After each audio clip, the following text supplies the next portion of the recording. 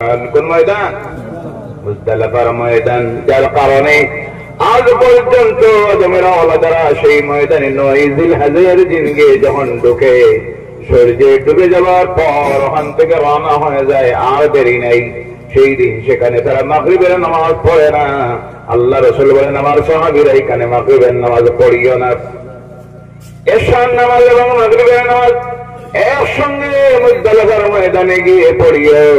আর মাগরিব থেকে পড়তে গিয়ে কসার নিয়তে হয়, সুবহানাল্লাহ বলেন। কারণ আদম আলাইহিস সালাম সেখানে ১ মিনিট অপেক্ষা করেন নাই, মুজদালিফার ময়দানে চলে আসলেন, রাত্রি অতিবাহিত করলেন। পরের দিন সূর্য যখন উদিত হলো, আল্লাহর কাছে দোয়া করেন, আল্লাহ এবারে যাই কোন দিকে? আল্লাহ বলেন, আগের দিকে যাও। আগের দিকে রওনা করলেন, আল্লাহর কাছে আরজ করেন, মাবুদ বেহেশতের মধ্যে যখন ছিলাম তোমার নাম জপ করেছি, তাসবিহ পড়েছি, এই পৃথিবীতে এতদিন ঘুরলাম, শুধু কান্দিলাম আর কান্দিলাম নিজের বিগত জীবনের ভুলের জন্য। আল্লাহ এবার তুমি দোয়া কবুল করেছ, তওবা কবুল হয়েছে। মাবুদ তোমার নাম নিব, তোমার ইবাদত করব, এই পৃথিবীতে তো তোমার কোনো ঘর নাই। আল্লাহ বলেন, আগের দিকে যাও। এবার আগের দিকে রওনা করেছেন, গিয়ে গিয়ে উপস্থিত হলেন আজকের সেই জায়গায়, যেই জায়গায় এখন আছে আল্লাহর ঘর বাইতুল্লাহ। বলে সুবহানাল্লাহ। পৃথিবীর মধ্যবর্তী স্থান, আধুনিক বিজ্ঞান এখন পর্যন্ত বাহির করতে পারে না এই পৃথিবীর মধ্যবর্তী স্থান কোথায়, বলে দিতে পারে ইসলাম। বলেন সুবহানাল্লাহ। বলে দিয়ে গেছেন আল্লাহর নবী মুহাম্মদুর রাসূলুল্লাহ সাল্লাল্লাহু আলাইহি ওয়াসাল্লাম। আল্লাহ বলেন, আদম দাও, এই জায়গায় হলো পৃথিবীর মধ্যবর্তী স্থান। আদম দাঁড়িয়ে গেলেন, বলেন আল্লাহ এখানে কিভাবে ঘর হবে?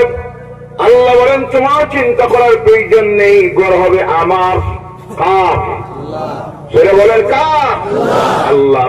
আল্লাহ বলেন তুমি দাঁড়াও। দাঁড়িয়ে গেছেন যে জায়গায় বিরাট পাথরের স্তূপ, বিরাট পাথরের পাহাড়। আল্লাহ বলেন, জিবরাইল তুমি চলে যাও। সুবহানাল্লাহ। আল্লাহর ফেরেশতাদের মধ্যে সবচেয়ে পাওয়ারফুল শক্তিশালী কে? হযরত জিবরাইল আলাইহিস সালাম। জিবরাইল চলে আসলেন, মাপ ধরা হবে, ফাউন্ডেশন ধরা হবে, সত্য আকাশের উপরে আল্লাহর ঘর বাইতুল মামুর। সেই ঘরের ছায়া জমিনে ছেড়ে দিল আল্লাহ। আর যখন ছায়া পড়লো, সেই ছায়ার মধ্যে যিনি মাপ করলেন, যে ইঞ্জিনিয়ার, তার নাম হলো হযরত জিবরাইল আলাইহিস সালাম। সুবহানাল্লাহ বলেন। যেখানে ফাউন্ডেশন দেওয়া হবে বিরাট পাথরের ছাদ, বিরাট পাথরের পাহাড়। আল্লাহ বলেন, ও বাতাস তুমি তোমার পাওয়ারটা দেখাই দেও। এবার বাতাস ধাক্কা দেওয়া শুরু করলো জমিনে। যে ধাক্কার সঙ্গে সঙ্গে আজকের আল্লাহর ঘর যে জায়গার মধ্যে আছে, ওখানের সমস্ত পাথর পাহাড় গুলি মক্কার চতুর্দিকে দূরে নিয়ে নিক্ষেপ করে দিল। সুবহানাল্লাহ নাই? যার কারণে আসো মক্কাতুল মুকাররমায় গেলে পরে আল্লাহ প্রত্যেককে যাওয়ার তৌফিক যেন দেয়। সকলে বলেন আল্লাহুম্মা আমিন। গেলে পরে দেখবেন মক্কার চতুর্দিকে বিরাট বিরাট পাথরের পাহাড়। আর মক্কা শহরের সবচেয়ে নিম্নভূমি, নিম্ন জায়গা হলো আল্লাহর ঘর বাইতুল্লাহ যে জায়গায়। বলেন সুবহানাল্লাহ।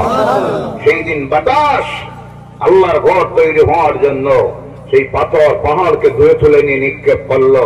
বাতাসের এই পাওয়ার আছে না নাই? কথা বলেন আছে না নাই? একদিন সেই বাতাস প্রবাহিত যখন হবে, ইসরাফিল যখন সিংহে ফুঁক দিবেন, ইযা সামাউন ফাতারাত وإذا الكواكب انتصرت وإذا البحار فجرت وإذا القبور بعثرت। سبحان الله।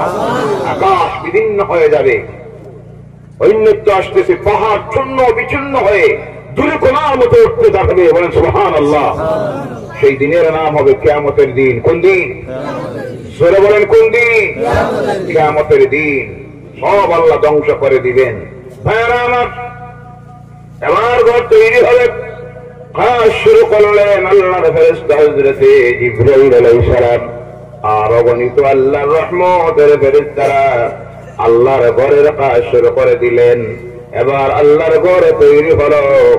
এই ঘর সেই ঘর, যে ঘর হলো মক্কার আল্লাহর জমিনের সর্বপ্রথম ঘর হলো যেটা, সেটা হলো মসজিদ। কোনটা? জোরে বলেন কোনটা? কোন নেতার ঘর নয়, মন্ত্রীর নয়, রাজস্ব নয়, পীর সাহেবের নয়, আলিমের নয়। প্রথম এই পৃথিবীতে ঘর তৈরি হলো আল্লাহর ঘর, মসজিদ। কারণ এই ঘরের চাইতে সম্মানিত কোন ঘর আল্লাহর জমিনে